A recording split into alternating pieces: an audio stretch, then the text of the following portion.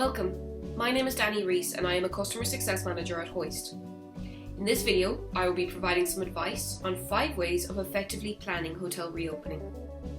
This video is part of the Phoenix Programme, a unique Hoist initiative that is aimed at helping hotels across EMEA to overcome the impact of COVID-19.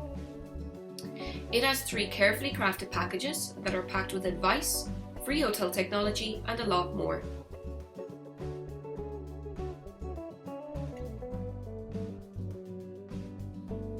In a hospitality industry context, the coronavirus shutdown is forcing everyone to rethink how their business operates. It can be daunting to try and figure out where to go from here. While this is unprecedented, if you've been through any sort of emergency, hotel opening, or seasonal slowdown, you've got somewhere to start building a plan. As a hotelier, you should be critically evaluating your options. You need a hotel recovery strategy and should focus on setting realistic expectations and KPIs. We cannot anticipate how the market will recover from this current downturn. It's possible you will see your occupancy hitting rock bottom well until next year. The most important step is to come up with a revenue forecast for the coming months. This will allow you to set realistic expectations. Identifying the strengths of your new business model and the impact of costs on profitability will be key. Reducing your fixed costs and adapting to a variable cost model will go a long way in ensuring stability. Understanding your mandatory costs and modelling them with variable costs that increase with higher revenues will give you a better perspective on your affordable payroll costs, especially at various levels of occupancy as you go through the ups and downs. Define the minimum resources you would need to operate the business based on new occupancy forecast models and convert these into costs.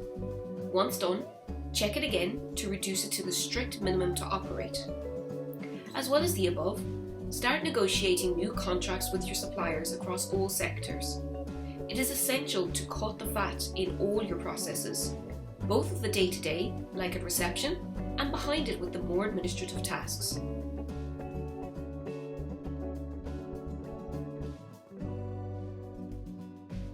During the initial restrictions of COVID-19, properties would have performed a bulk closeout of all distribution sites. Prices would have remained as per pre-calculated budgets, based on year-on-year comparisons, competitors, yielding, and much more. A lot of these budgets or assumptions will continue to play a factor in our pricing strategy, but we cannot rely on them solely. They are based on simulations and scenarios that have completely changed.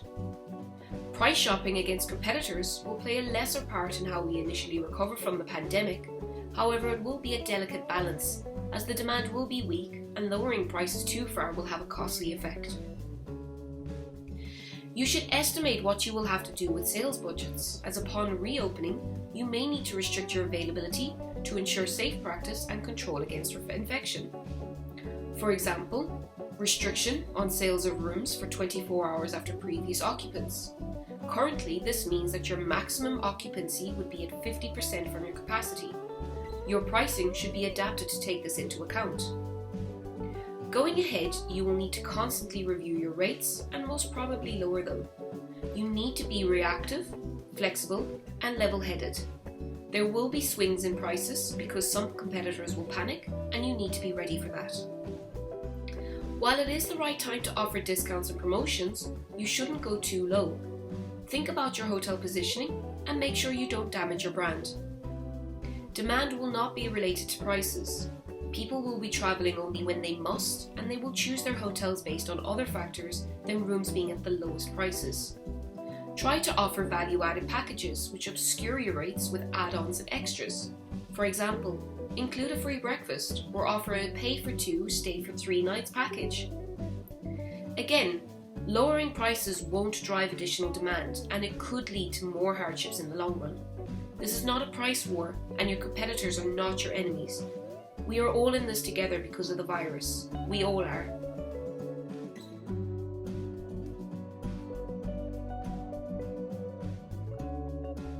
OTAs weren't really your best assets before the crisis.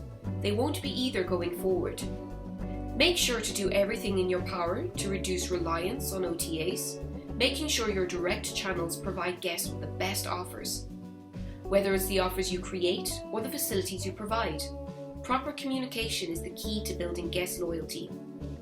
Give your guests compelling and clear reasons to book directly on your own official website. A helping hand with this comes from some guests having negative experiences with cancellations and refunds from OTAs during the closure. Therefore, they will be inclined to steer towards a brand website rather than OTAs. Ensure your hotel website is updated with your opening dates and your new policies on post-COVID-19 reopening. There will be a fear of travelling in the unknown once hotels reopen. Fill your websites with all the procedures you are taking to ensure the well-being of both your guests and your staff. This will make your guests feel at ease coming to stay in your property. Our advice: flexibility to adapt the travel will be very important for the client. Non-cancelable or non-refundable rates could be a bad idea. In 2020, flexible policies are the new normal. In this unprecedented situation, you can't blame the guests for wanting transparent and flexible cancellation policies. In order to maintain your cash flow, you could create two different products: an advance purchase, pay now with a 10 or 20% discount, but with a fully flexible modification policy, or a book now, pay later, and cancel up to 1 day prior to arrival. Finally, make sure you encourage a change of dates rather than a full cancellation of the stay.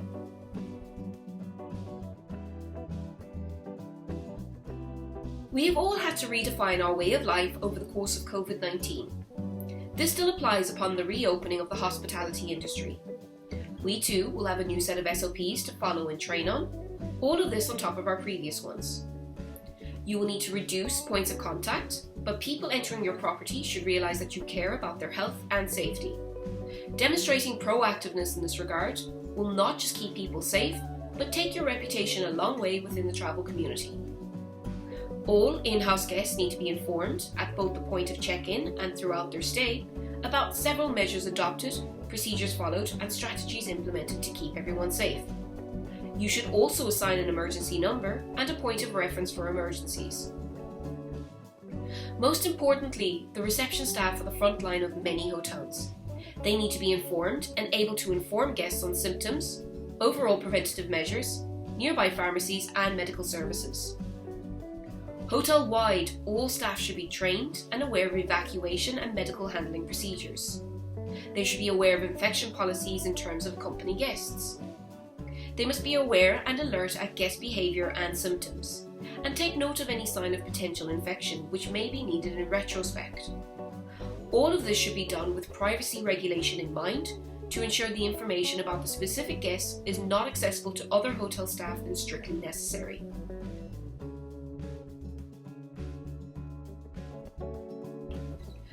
Rostering has always been a delicate balancing act within the hospitality industry. The post-COVID-19 world will make the task even more challenging. With customer satisfaction and cost awareness in mind, there also comes additional factors like staff interaction and safety.